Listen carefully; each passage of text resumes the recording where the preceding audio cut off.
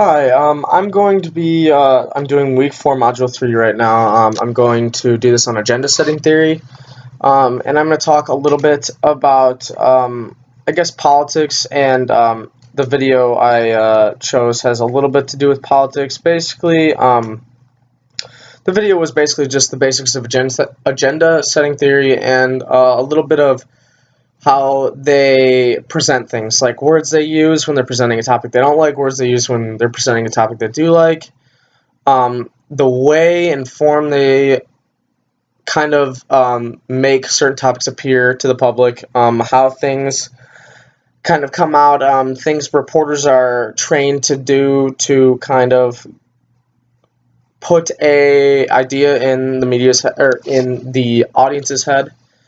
And I wanted to talk about basically, media agenda, public agenda, and policy agenda. So, media agenda basically talks about the idea that the media does have an agenda and they want to portray certain things in a specific way, and they are trained and they use certain words, images, phrases to put that agenda, their agenda, in the public's head. And the public agenda is basically how the public sees each action and kind of the weight that they put on everything they see in social media and on the news and everything that's required to happen. Um, Policy agenda is also talked about, and that's how kind of. And again, I don't like talking about politics. None of my family votes. We don't, believe in it. I feel like we kind of have to deal with we have to roll with the punches. I mean, we don't us three don't choose who's president, nor will that decide what's going to choose presidents. And if we haven't voted for, I haven't voted for 3 years. My mom hasn't voted for 15. My dad hasn't voted for ever, I don't think. And that's just how it's going to be. It's been like that way for 20 years, and our three votes each year did not matter. And there's a lot of. I wanted to talk about kind of how Donald Trump was viewed in the media, because I think that's a great example of how the media portrays things. A lot of you see over the news, like how just the negative things, like Hillary did, her scandals, her email scandals. And then Donald Trump, the way he negatively talks about a lot of different types of people, the words he used, the phrases he used, which, I mean, it's understandable. I mean, while you are the president of the United States, he's also a billionaire. And we have to accept that he didn't get where he is by making decisions off the kindness of his heart. He did that. He made those decisions off basically, being, a Don. Not necessarily a Don, but I mean, he was in the business world. He was, treated as the top businessman in the world, treated as kind of almost a higher power. And then when he came to us, he was, rough around the edges, but his ideas were all there. And that's my big thing with Donald Trump. I think, obviously, like, he's built to see the long run of businesses. That's what he has worked so hard for. And I think that if he runs the country like he's running his businesses, I think the country's going to be very successful. I mean, do I think everything's going to be perfect? No, nothing ever is.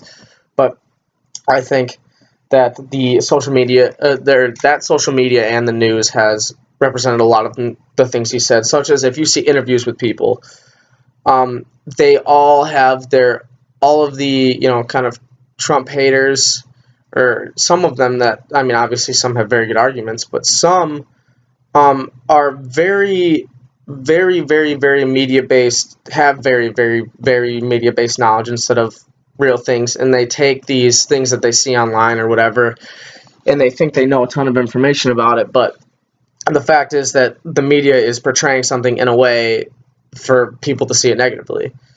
And that's the thing. When you see people, come on and get interviewed, why are you at this Trump rally, like, not supporting Trump? Well, and then they have their arguments, and then that's only a small sliver of information based on that's 2 minutes out of a 25-minute interview with Donald Trump, and they take those 2 minutes because he said something wrong or something that out of context seems very, very inappropriate, and then they think they know everything. They think they have all the information. They think they have everything, even though they've done no actual research, anything whatsoever.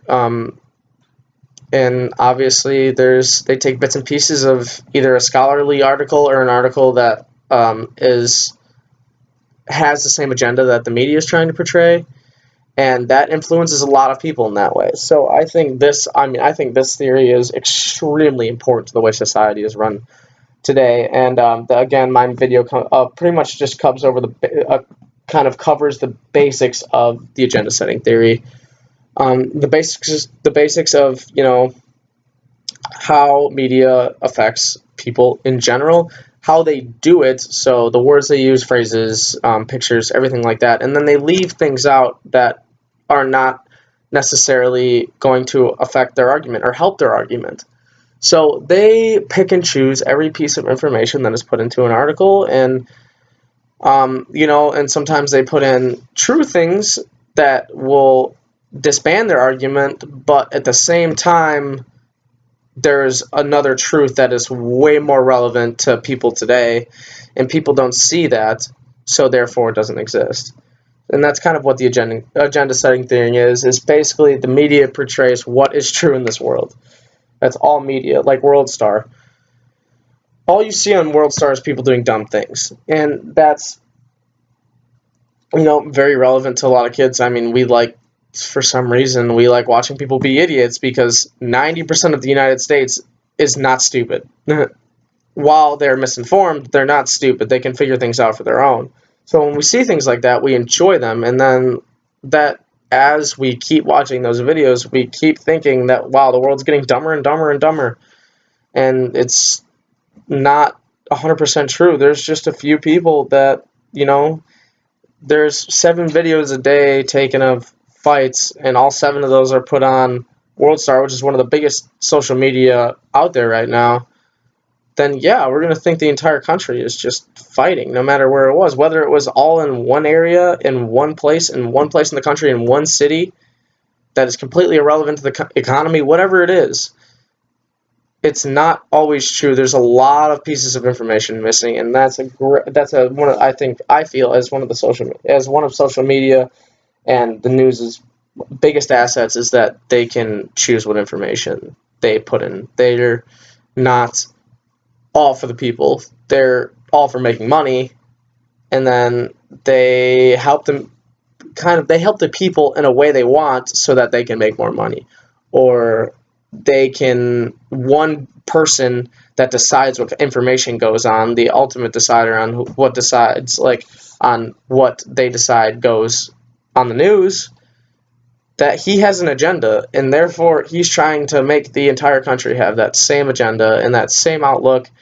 And that's why knowledge is power, because the more knowledge you have, the more you see through those kinds of things. And I think a lot of people are misinformed, and a lot of people have their own ideas, thinking they know everything, because a lot of people these days, they're told that they can't fail. They're told that they're in the United States, they can't fail, they can't do anything wrong. Well, they form their own opinions and don't back them up or have knowledge to support any information that they have. So I think that's why the agenda setting theory is so important. I think the media has so much influence on absolutely everything this country thinks. And I feel like everyone that watches the news in the morning, I don't watch the news, I don't watch World Star, I have Facebook, that's it. I just deleted Instagram, Twitter, because that's all biased information. That's all biased information. People catch 5 seconds of someone doing something bad and they think the world of it. And they put so much pressure on that single moment, that single 5-second video out of that person's entire life they're basing it off of. And I think that's I think it's wrong, but I think this agenda setting theory is very important to the country today.